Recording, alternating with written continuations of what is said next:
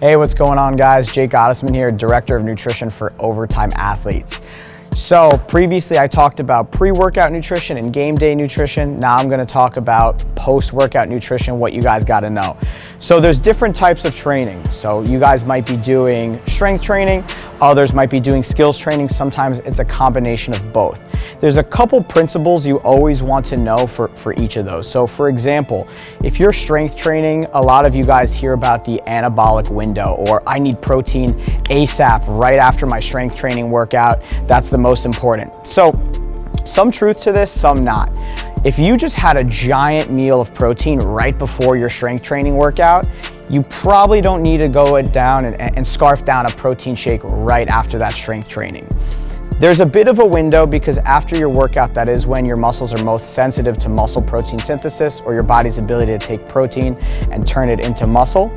But if you just had protein right before that workout, you don't need to go rushing right after post-workout. You can wait about an hour or two. Now, maybe you decided for whatever reason to train fasted in the morning and then hit a big leg day, squats and deadlifts. After that workout, I would go ahead and try to get that protein as fast as possible. The muscle's sensitive, it wants to grow, make sure to get it that protein. The other thing that I always talk about is the importance of glycogen. Now, just a reminder, glycogen is when you have carbohydrates, you ingest it, your body then stores it in your muscle. So, for example, if you're doing, tricep pull downs and the glycogen's right there, it's burning the glycogen that's in your tricep. Now, let's say later that day, you need to use your tricep for whatever exercise, you're wrestling, you might be doing, boxing, whatever it may be, and it's tapped out, it has no gas left in its tank, you're not gonna be able to have that same amount of power as you did before. So you wanna make sure you replenish it, right? It's huge for various energy systems in the body.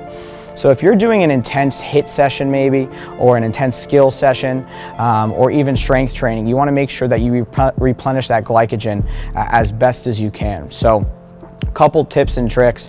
One is always to combine a starch and a fruit. These use different transporters in the body and will help that carbohydrate get to the muscle even faster. Another little trick that we don't even understand why the mechanism works, we just know that it works, is let's say you just worked out and you have another workout right away, maybe in an hour or two, short term, and you wanna make sure those carbohydrates get to that muscle as fast as possible. You wanna add a little bit of caffeine, maybe something like green tea. What that caffeine does is it takes those carbohydrates and shuttles it to the muscle even faster. So if you're crunched for time or you have multiple training sessions, you may wanna think about introducing a low dose of caffeine to your post-workout nutrition, or even sometimes your pre-workout nutrition. And one of the last things is gonna be hydration, guys. You're out there working out. Are you drinking your water? Are you taking in your electrolytes? You're constantly sweating, especially if it's outside and it's hot. I know it gets hot out here in St. Pete and in Florida. You wanna make sure you're replenishing that water, replenishing those electrolytes as best as you can, right? Rule of thumb, drink water when you wake up, drink water pre-workout, post-workout with every meal, and even sometimes before bed. So there's a couple things to keep in mind. When are you taking that protein? What type of protein are you taking? If it's casein protein, you should probably take it before bed because it's longer digesting. It'll help while you sleep. Whey protein, it's fast acting. You may want to do that right after strength training, or even if you were training fasted that day, to make sure it gets in as fast as possible. Glycogen, make sure those carbohydrates are getting into the muscle, right? Use multiple transporters, a starch and a fruit.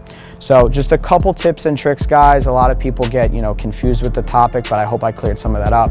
If you guys want to learn more about that, check out Performance Nutrition. It's the book I wrote talking about all different parts of nutrition for athletes. So check that out in the link, guys, but speak to you soon.